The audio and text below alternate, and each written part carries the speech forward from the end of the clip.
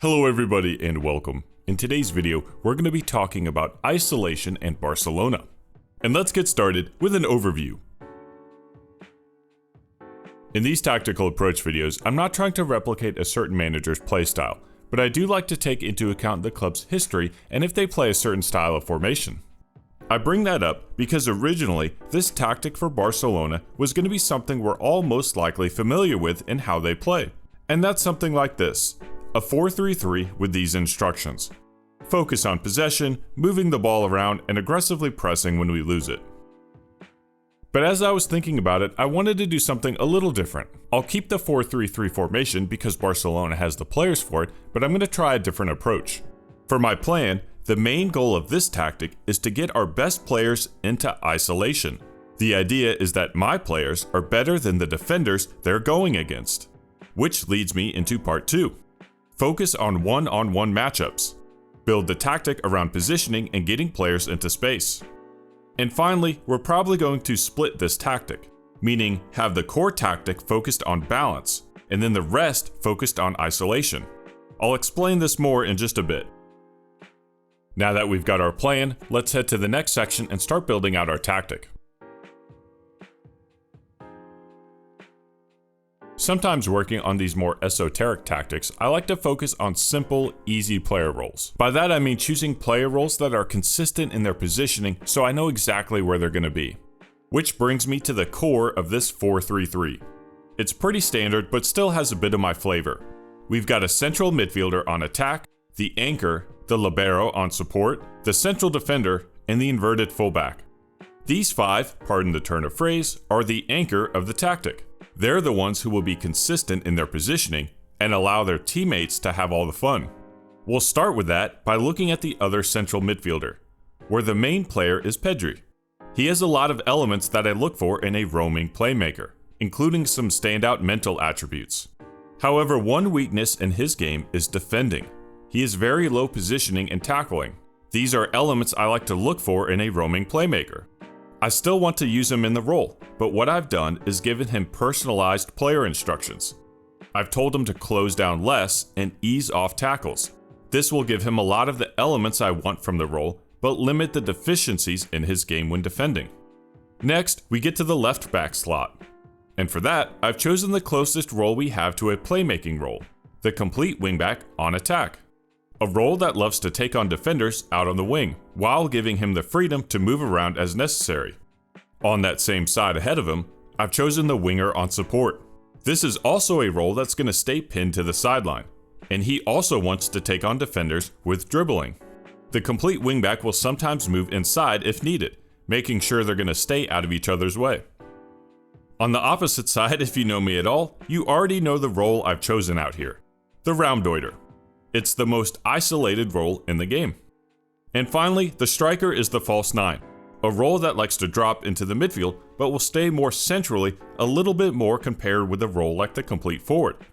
This will give the two wingers more isolation out on the flanks.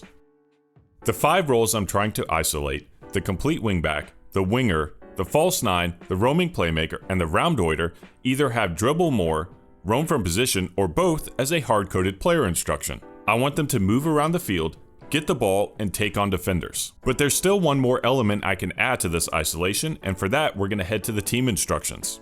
We're on the attacking mentality to give the players some creative freedom, and same with the be more expressive instruction. But with our width, I've told them to go as wide as possible. This will stretch our formation, further getting my players out into space. Here's the final tactic with our instructions. In the next section, we're going to check out some highlights.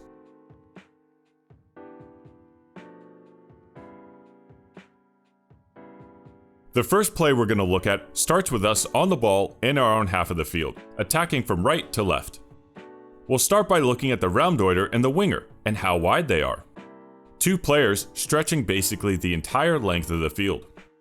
When your players get the ball out in space, it gives them time to pick out a pass. The false 9 gets the pass and does the rest.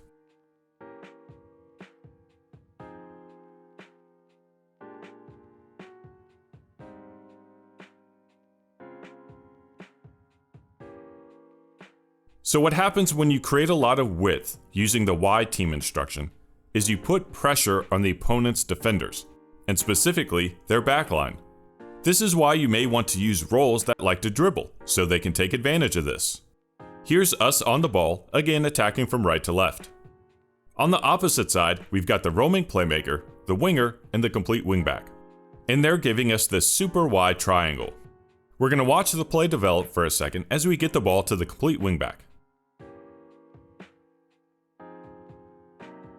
Alright, so this center back marks the roaming playmaker. Their fullback is marking our winger, which means the weakness in the defense is the space between them. We want our player role on the ball to aggressively attack this space, force the hand of the defense, and then create something. Thankfully, we have an elite complete wingback to do just that.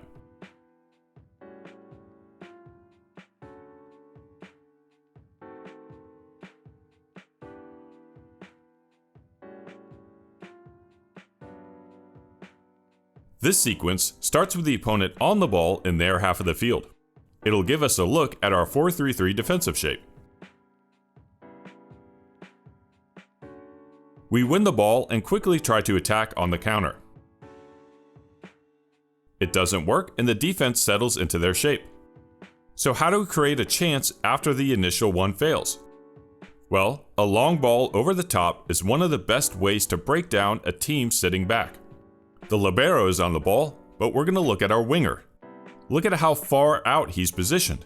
It's dragging their defender out to him. The roaming playmaker, even though it's a supporting role, loves to make forward runs. Our width creates space and we get the goal.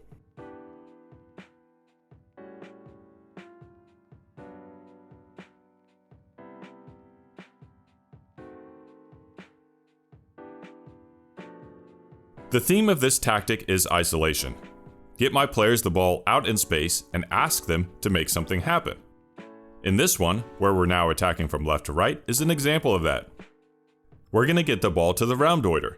He's going to go wide and isolate himself against the defender, and then create the scoring chance.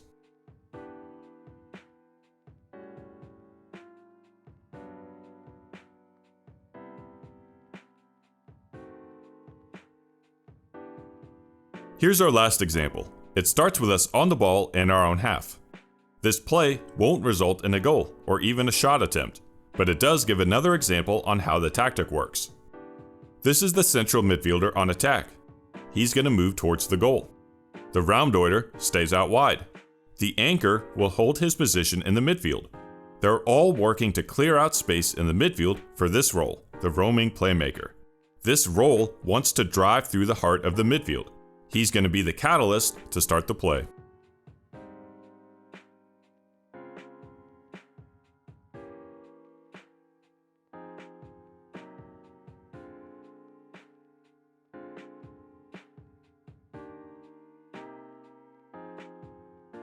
For the results, obviously I have no complaints about how it's going, especially the last 3 matches where we beat Sevilla, Dortmund, and Real Madrid. We're scoring goals, which isn't too much of a surprise with Barcelona. But like the Arsenal tactic, I'm proud that not one player is dominating. We only have one in the top 15 in the league in goals scored. Also, in case you missed it, I launched my own clothing line if you're in the market for some player role shirts. The one that dropped this week is the ball-winning midfielder that I'm wearing now. I've also got a digital FM planner for sale too. Anyway, that's all for today's video. I hope you enjoyed. Thank you for watching.